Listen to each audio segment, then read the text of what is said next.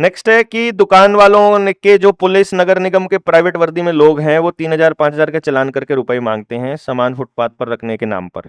सामान उठाकर ले जाते हैं और विरोध करने पर सड़क के विस्तार के लिए, ये सब चीजें हैं। दुकान पर जो फुटपाथ पर धमका के, देखो मैंने आपको पहले भी बताया था इसके दो रास्ते हैं। रास्ता नंबर एक है वही जो हमने मास्क वाले मसले पर किया था। मास्क वाले मसले पर वीडियो वायरल हुई, मैं जेल चला गया, जेल से बाहर आया, बाहर आने के बाद फिर समाज में घूमा। तो एक हफ्ता घूमने के बाद मैं एक दिन के लिए वापस गया था कुछ सामान लेने के लिए घर पे।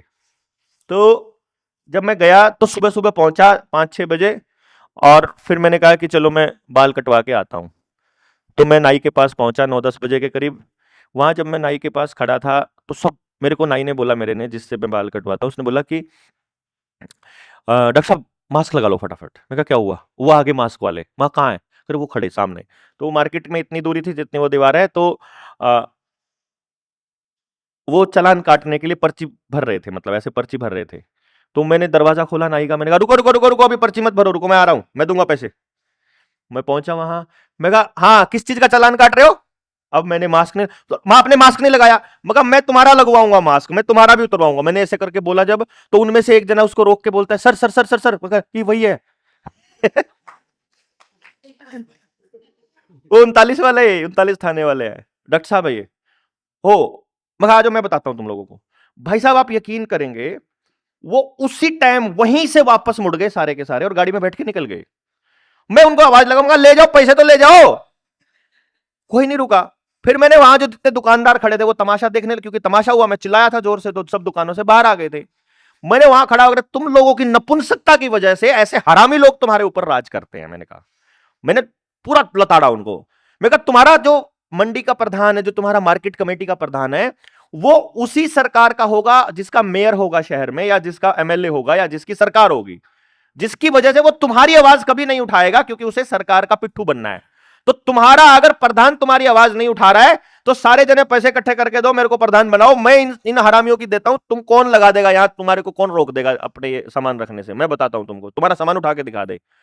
उसके बाद से वहां उन लोगों को थोड़ी सी हिम्मत सी आई, उन्होंने बोला फिर हम एक मीटिंग कराते हैं। उन्होंने फिर मेरी मीटिंग कराई, मैंने उनको बोला, मैंने उनको बताया कि वो नहीं उठाएगा आवाज तुम्हारी, कोई और नहीं उठाएगा, ये तुमको उठानी पड़ेगी। प्रधान इस्तीफा कराओ, हम नई यूनियन बना के अपना प्रधान बना लो।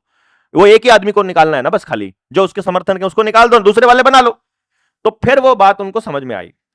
एक तो ये है कि आप उन लोगों को जागृत करके वो लोग खुद अपनी आवाज उठाने लग जाएं और बोले कि कौन लोग हैं ये जो आते हैं, इनको क्या अथॉरिटी मिली हुई है। आप उन्हीं से पूछ लो, आरटीआई डाल के पूछ लो म्युनिसिपल कमेटी में कि ये जो आते हैं शादी वर्दी में, ये इनको क्या अथॉरिटी है और संविधान में इनको अथॉरिटी किसने दिया, इतना पूछ लो बस, खाली उतने में ही वो आना बंद हो जाएंगे। वो हम इनके खिलाफ एफआईआर करवाएंगे दोबारा आए तो। दूसरा नंबर, संविधान के कानून के तहत उनको मिलना चाहिए ना जो भी आदेश है, ठीक है, समझ गए। दूसरा नंबर, एक तो ये तरीका है। दूसरा, जिसके घर में वो चिट्ठी डाल गए हैं, मान लो चालान आ गया है 2,000 का, 3,000 का, 5,000 का चालान आ गया है, अब अपने पास आवेदन है, आवेदन, पूरे आवेदन की भी जरूरत नहीं है, अपने मेरी वो किताब, अपनी वो ये किताब है, इसमें से देख लेना, या फिर मेरी जो वीडियोज है उसमें से समझ लेना। एक चिट्ठी लिख दो कि जी भाई साहब ऐसा है, आपने 3,000 का चालान भेजा है, मुझे ये नहीं पता है कि आप 3,000 कौन से लेना चाहते हो, क्योंकि अभी तक जो लेन देन चल रहा है वो 3,000 के ये नकली नोटों में चल रहा है। अब हमें पता चल गया है कि नकली नोट है, तो उसके हिसाब से जो अकाउंट नंबर उन्होंने दिया है, मैं उस अकाउंट नंबर, क्योंकि उन्होंने दिया होता है उस पर्ची के अंदर कि ये पैसे यहां जमा कराने हैं, उसमें बताना है कि ये 3,000 रुपए आपने बोला है, ये 3,000 रुपए के हिसाब से मतलब जो नकली नोट है इसकी जो वैल्यू है, असल में वो एक भाषा है, वो हम आपको बता देंगे कि भाई ये भाषा है, और इसमें जो हमारा असली रुपया है, जो भारत का रुपया है, क्योंकि मैं एक लॉ अबाइडिंग सिटीजन हूं और मैं ये गलत काम नहीं करता हूं, तो उसके हिसाब से मैं फुल पेमेंट, आपका जो 60 पैसा बनता था या 50 पैसा बनता था, वो मैंने आपके अकाउंट में भेज दिया है। 50 पैसा ही भेजना, उतना ही डिजिटल आजकल तो 0.50 भेज के और बोल देना कि मैंने भेज दिया है, आपका फुल पेमेंट हो गया है। कोई और दिक्कत हो तो आप हमें लिखित में सूचना दें, लिखित में, कोई और लेना देना बचा हो तो लिखित में दे दें, या कह दें कि ऑनलाइन ट्रांजैक्शन जब आप करते हो तो शायद 2 रुपए से कम नहीं होता है, या होता है, नहीं सीबीडीसी में नहीं होता, इसमें हो जाता है, यूपीआई में हो रहा है अभी, तो हो जाएगा पैसे में पेमेंट, वो निपट जाएगा, दोबारा आएंगे नहीं, उधर नहीं, इसी में हो जाएगा। हाँ, आप एक का केस भेजो, उनको बोलो कि मैं ऐसे करके भेजने वाला हूं, आप में से कोई लड़ने के लिए तैयार हो, बोलने के लिए तैयार हो, तो उसको मेरी वाली वो वीडियो सुना दो, वो समझ जाएगा। जो भी आएगा पूछने उसको बोलना मैंने पेमेंट कर तो दिया है, आप लिखित में दो जो देना चाहते हो, कि मेरा पेमेंट असली नहीं है, आप लिखित में दो।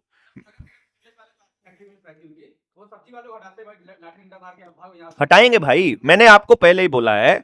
तो आप जो भी काम व्यापारिक जो करते हो, व्यापारिक जो काम है, आप किसान को मार के दिखाओ ना लठ, जो धोती पहन के रखा है, जिसने पगड़ी लगा के रखा है, उसको उसको छेड़ के दिखाओ ना, वो कभी नहीं छेड़ सकते वो। लेकिन जो व्यापार कर रहा है, व्यापारी के लिए ही तो ये सारे कानून है। आपके ऊपर भी ये सारे कानून इसलिए लागू होते हैं बिकॉज ये कॉर्पोरेट लॉज में आते हैं।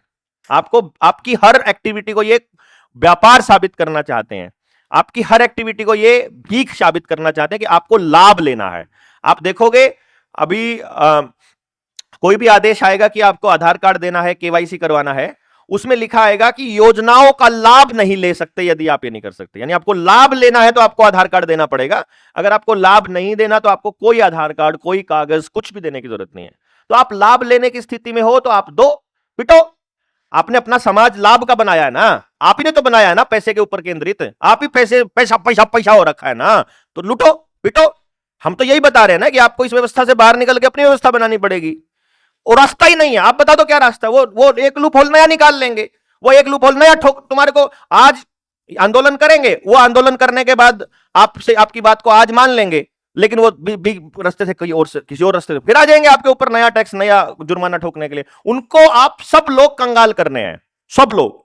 कोई बीमार करके कंगाल करना है, कोई आपके खेत की फसल खराब करके कंगाल करना है, कोई नकली बीज दे के कंगाल करना है, किसी को आपके जानवरों को इंजेक्शन लगा के आपको कंगाल करना है, कभी आपको लोन ज्यादा देकर कंगाल करना है, लोन पे लोन देकर कंगाल करना है, ऑनलाइन ठगी के नाम पर कंगाल करना है, जबरदस्ती फाइन लगाकर करना है, आपकी कमाई को लूटने के नए नए रास्ते निकाल कर करना है।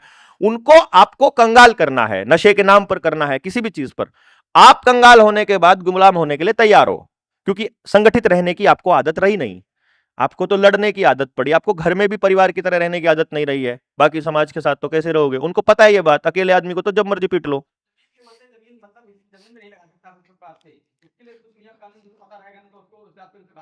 तो नहीं लगा सकते भाई, आप कैसे लगा लोगे जमीन पे, कैसे लगा सकते हो फुटपाथ पे? ऐसे तो कोई सड़क पे भी लगा लेगा।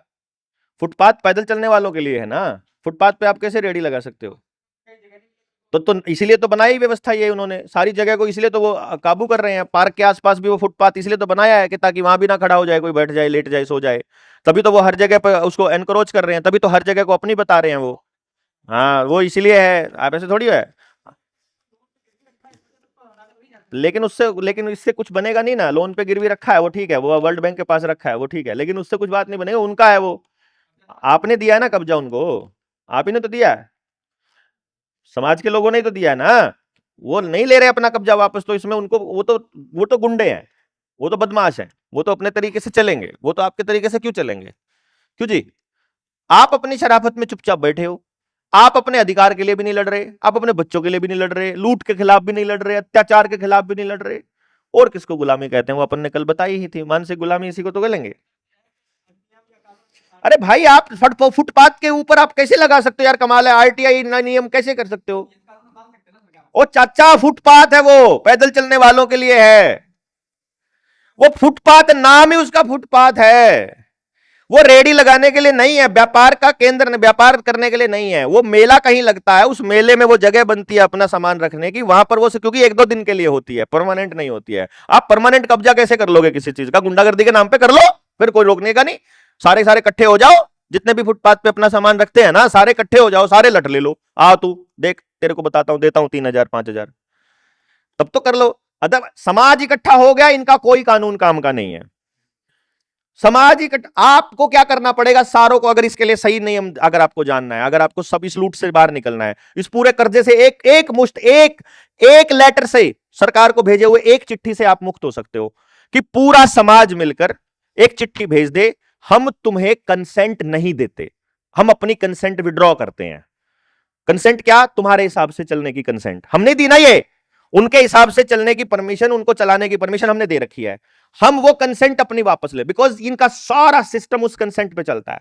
और हम जो यहाँ जो जागरण कर रहे हैं इसी कंसेंट का, पहले आपको ये तो बता दें कि यार आप परमात्मा के बंदे हो, ऊपर वाले की रोशनी से चलते हो, वो ऊपर वाले की जो रोशनी, हवा, धूप, पानी है वो पेड़ों को मिलता है, वहां से आपको ऊर्जा मिलती है, उस पेड़ से जो भोजन मिलता है वो आपके शरीर का एक एक सेल में जो एनर्जी है, जो करंट बनता है, वो उस माइटोकॉन्ड्रिया में जो बन रहा है वो उस खाने से बनता है। यानी आपकी ऊर्जा का जो स्रोत है वो भोजन है, और भोजन का स्रोत वो सूरज है।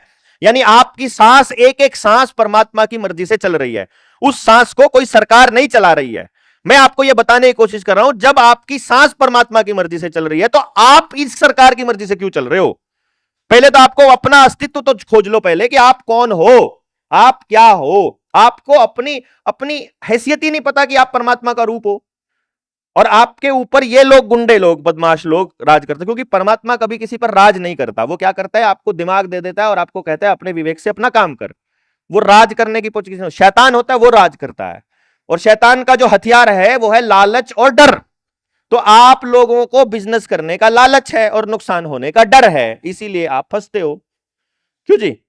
या तो कैश लेने का लालच है, या कुछ चले जाने का डर है, अकेले रहने का डर है, या कुछ भी डर है, मतलब आपकी कमजोरी का डर, कुछ भी। आप देख लो, आप किसी अधिकारी के सामने बोल नहीं पाते हो या कुछ भी नहीं कर पाते हो, उसके मूल में क्या है?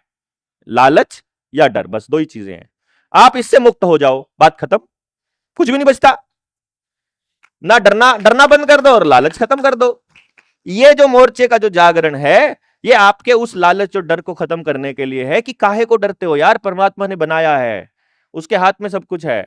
वो ये चार दो कौड़ी का आदमी, ये लफंडर आपको कुछ नहीं कर सकते। आप एक बार खुलकर बोलो तो सही, दहाड़ के, तू कौन, ये पूछो तो सही, तू कौन। जैसे ही पूछोगे गायब हो जाएंगे।